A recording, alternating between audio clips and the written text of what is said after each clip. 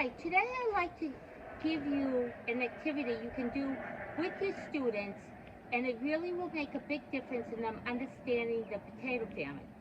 A lot of times when we teach history, we don't really explain to the students exactly what is going on, and anytime you can have hands-on, it brings history much more to life.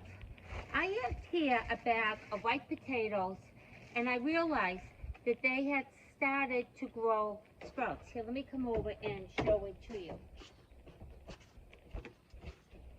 You can see here the sprouts are starting to come up. So all you do with your students is the following. You cut it off,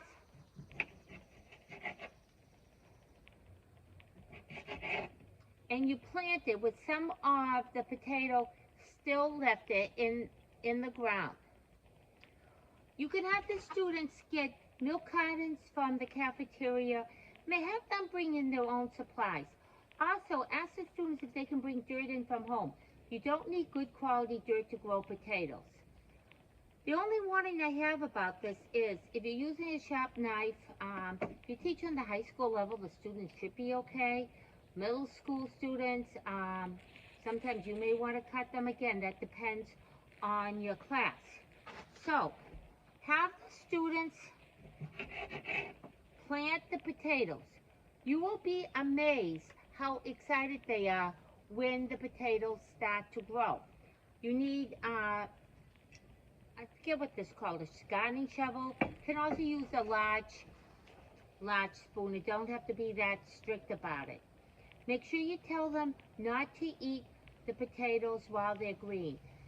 Just the fact that they see them growing a little bit, you have no idea how little students know about potatoes and growing. Most of the students think potatoes grow in potato trees.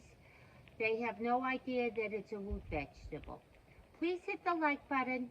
At the bottom, I am going to give a lesson on George Washington and invisible ink. You can sign up for it. Also visit my store, TPT The Lesson Pony. And if there's anything I can help you with American history, any activities or anything, please shoot me a line, and I will promise I will try my best. Thank you for viewing, and keep history alive. Have a good day. Thank you again.